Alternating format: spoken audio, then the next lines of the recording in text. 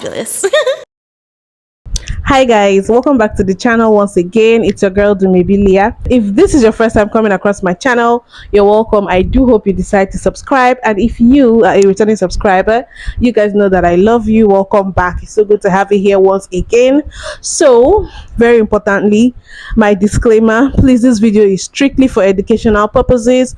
Do not go searching out anybody that I talk about in this video. Don't send them any form of hate comment, threats, or violence. This channel does not support any of that.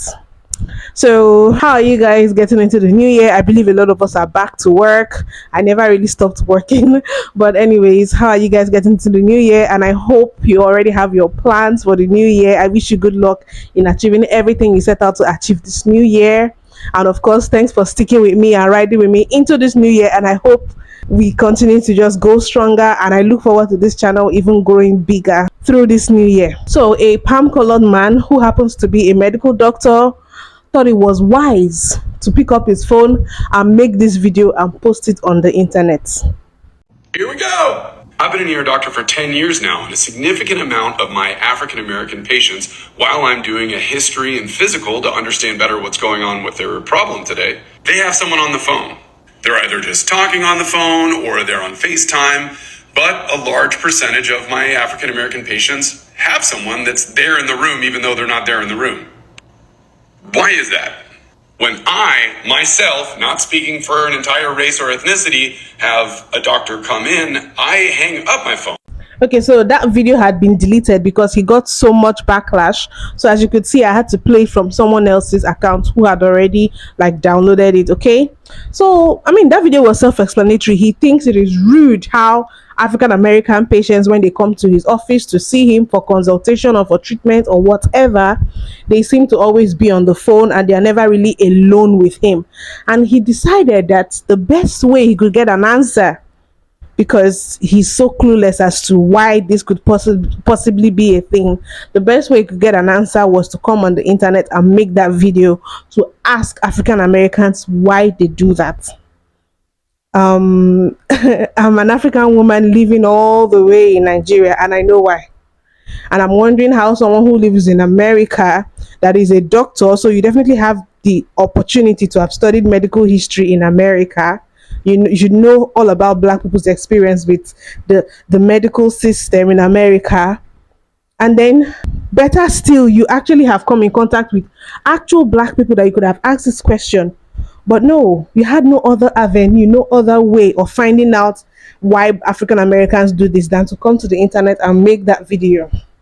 Before I go off, let me just play people's responses and stitches to him.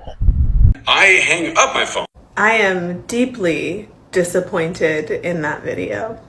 Instead of talking directly to your Black patients and trying to understand why they may do or not do something, you took to social media and made a sweeping generalization about one of the most oppressed and hated populations in the country, opening up your comment section to be unsafe for Black people.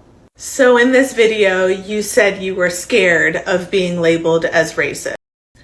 Well, I'm going to challenge you to do something anti-racist. I want you to talk to your Black patients to make a point to really understand. And I want you to research how medical trauma and racism impacts Black patients' care. And then I want you to stitch your original video with what you've learned. That is how we move forward, and so videos like the one you made don't get made again. So this is Dr. J. Mack, and he has a question that I'm going to help him with. Let's take a look at his question. I have a question, but I'm afraid to ask it because I don't want to be labeled as a racist. I didn't even take note of the fact that he's an ER doctor. So he's an emergency doctor. Okay. Backlash for this. I find it hard to believe that you don't know the answer to that question is yes to both of the things you said. This is medical apartheid. I would also advise you to pick it up and to understand the distrust that Black people have for doctors and where that distrust comes from. Now, I'm sure somewhere along the line in your studies to become a doctor, you have heard of the Tuskegee experiment, which for 4 decades, from 1932 to 1972, PHS systemically studied 400 men with syphilis and used another 400 men, all black men, as a control group to understand syphilis while lying to the black men about that experimentation. And when one of those black men became suspicious of the treatment they were given and started to look for treatment on their own, they were prevented from seeking that treatment by PHS. Just in case you didn't know, PHS was Public Health Service, and it was a precursor to the CDC, or the Center for Disease Control. And then there's Henrietta Lacks, whose cancer cells were used without her permission or her family's permission, and neither her or her family was compensated for their use, as they gave birth to an immortal cell line known as the HeLac cell line. Yeah, that was a thing also. Now, Dr. J. Mack, I would also suggest you go read anything by Dr. Joel D. Howell here, where he talks about racial disparities in medical treatment. You could have also Googled Understanding Black Distrust of Medicine, and this article by Dr. Joel D. Howell would have came up, which he states, one of the most visible ways racism was made manifest was in multiple instances of physicians carrying out unethical experiments using African Americans. He further goes on to state, all healthcare professionals need to know about these experiments because they can offer insight into why many people are distrustful of medical systems. I have 3 suggestions for you that may have prevented you from answering this question in the first place. Pick up a copy of Medical Apartheid by Harriet Washington, read an article by Professor Howell, or you could have found a black physician and asked them that question for yourself. Now, you have the day you deserve. I'm very grateful for this man. Like, his videos are always educational. But as much as I'm happy that he educated this palm-colored person and the rest of the world who might come across this video, I'm also unhappy about the fact that we have to be the ones to still educate them. Why is it put on us? Why is responsibility put on us to tell you things that you should already know? I mean, I didn't go to medical school or anything, but surely there must be a course that talks about medical history and how they experimented on black people. You can't tell me that you went through to medical school and then you've been practicing as a doctor and you've never heard about it. You know, anytime I visit the gynecologist, I think about all the black women that were experimented on during slavery, where they started making a lot of advancement in gynecology as a result of the sacrifices of those black women. It wasn't voluntary. It's so heartbreaking to me. And then to have a palm-colored doctor come out here and act like he never knew what happened, it's crazy to me. This video triggered me. Let's play other reactions. Because I don't want to be labeled as a racist. No, you're not. What you're afraid of is your implicit bias at best, or your actual racism at worst, will be clocked for exactly what it is. And as you already stated, you have been on the receiving end of backlash, which is really scary and no one wants to be on the receiving end of. Because if you were afraid of actually being called a racist, you would not hop on this app of billions of users and put this question out into the atmosphere. You would instead, in over the 10 years of making this observation, you would just ask your patients this in the privacy of the room. And Dr. Mack, you certainly would not be asking this question in uniform with your name highly visible. To say you are afraid of being called a racist, but having that information out there it's not tracking here. But assuming you are asking in good conscience, I will bite. As a medical professional, you may or may not have heard of the term medical racism. When interacting with medical professionals, people of color are disproportionately on the end of negative health outcomes as a result of medical racism. There are so many disparities in the medical system that disproportionately and adversely affects people of color at a rate that is not seen in comparison to their white counterparts. I have never been a patient of yours, so I cannot speak for your patients. However, I imagine your patients of color, specifically your African American patients, are aware of the medical racism that exists within the medical field, and if they are in the ER alone, they are likely on the phone with someone they trust. It's probably a point of comfort for them to know that there is someone there on the other line in an uncertain environment that can advocate for them, maybe in a way that they cannot advocate for themselves, who will ask the questions that maybe they will not think to ask in that moment of distress. Again, I am not one of your patients, so I cannot speak to your patients who are doing this and engaging in this behavior. However, in the future, if you want to know the answer to a question, just go straight to the source and ask them. In the meantime, however, please take the opportunity to educate yourself on medical racism and how this impacts your patients of color, specifically your Black patients. Understand better what's going on. Hi, so I am one of the people that is frequently on the other end of the phone when you are treating your Black patients, and I can tell you exactly why I'm on that phone call. And it's because yins do not listen to your Black patients when they come to you for care. Yins tend to listen a little bit more when there are witnesses, particularly when there's witnesses of my complexion. Now, part of my job is to advocate for people, and folks will ask me to come to their doctor's appointments or call into their doctor's appointments on their behalf if they're feeling like they're not being heard. So if I'm there, it's because you've already fucked up, or because enough people in your profession have already fucked up and lost that trust, and people are protecting themselves by making sure that they are heard, using the resources in their arsenal to do so. And I know a lot of people are going to have trouble with my tone on this and say that I'm being too aggressive. You were asking a genuine question, and I'm just going to level with you here. Your hurt feelings at my tone, if they are indeed hurt, are nothing compared to the loss of life that occurs because of medical professionals ignoring and dismissing their Black patients' concerns, because medical racism is still an ongoing, very serious issue that is not being addressed. Doctor, this is very frustrating because this information is out there. It has been talked about by Black people for a very long time. In fact, one of my friends, she's having a baby, stitched you, and she has been educating on Black maternal death, Black maternity, and everything around Black healthcare for quite some time. She's not the first to do this, and unfortunately she won't be the last, because we Black people are still fighting to be seen as whole human beings in every facet of society, but especially in medicine. I genuinely hope that this question was asked in good faith, and you and other medical professionals hear what's being said and do better. Exactly. Recognized.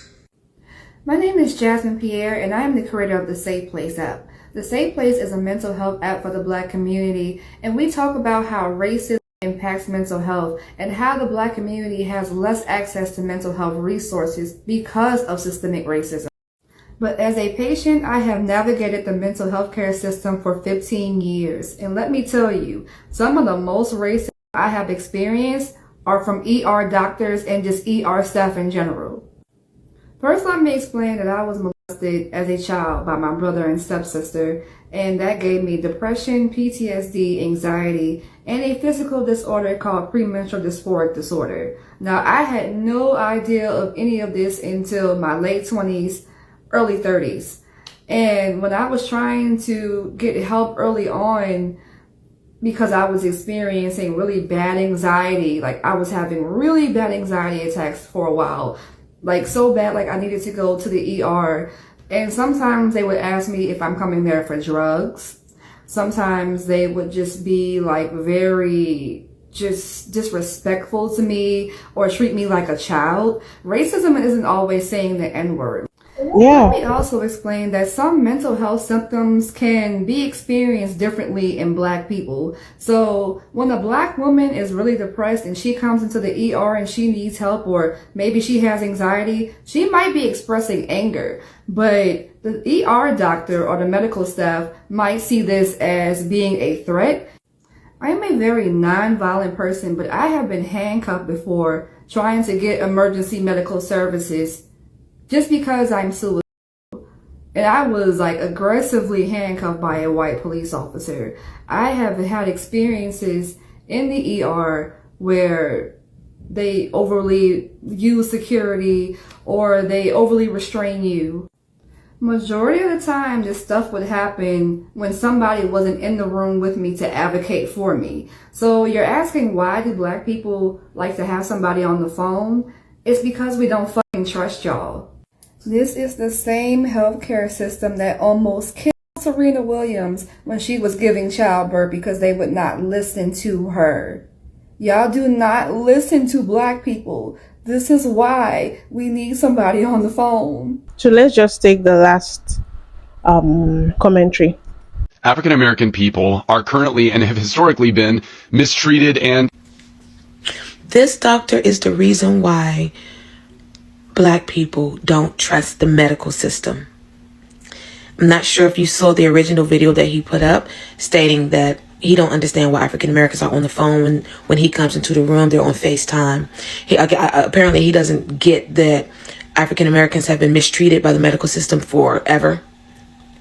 Mistreated, Tuskegee experiment mistreated, sterilized without permission, mistreated, not giving pain medicine because they don't believe we have pain or we feel pain the same way white people do, mistreated. Of course we're going to have somebody on the phone with us when we step into a white male's doctor's office. Of course we are.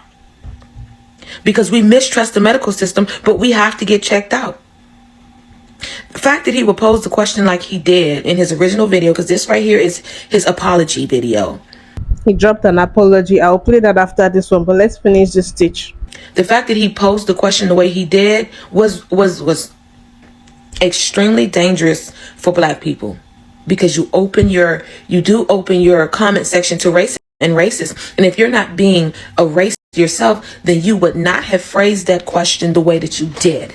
You would not have generalized a whole population the way that you did. And now you're feeling some type of way because you just showed your hand. I don't understand why non-people of color don't stop and think before they say stuff, because this is canceling culture, period.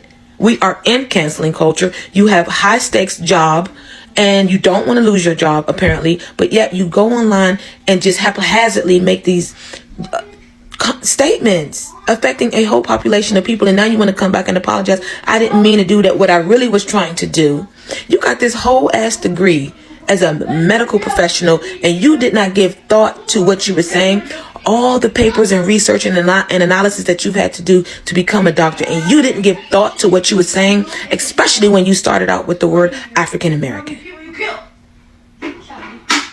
I don't accept your apology, and I don't accept all of these other people's apologies that keep doing this, keep showing their hand, throwing the rock and hiding their hand, because that's what you did. You threw the rock and you hid your hand, and now you want to be like, oh, I'm sorry, that was not my intent. It was your intent, sir. It was your intent. And when you started this video, you started off by saying the African American people. Don't you live in America? The African American people. African Americans is fine. African Americans or black people. But even in how you phrase your statement, we can tell who you are as a person, as a white man in America. Educate yourself before you speak on anything like that. As a matter of fact, I would suggest that you not take any more black patients. Do not take any more black patients until you get rid of your biases, because you've got many, sir. Well, she said it all, because just like she said, he opened his comment section to other racist people, because when you come and you try to make it sound like African Americans are rude, they're always on the phone, they don't respect the doctor, they don't give us their full attention, they always want someone else in the room, even if it's not physically, whenever they are like consulting with us as doctors and all of that. What do you expect the comment section to be like? Definitely there are going to be people that will come and be like, yes, African Americans are this way, this and that, they act this way, they act that way, making other negative statements about African Americans.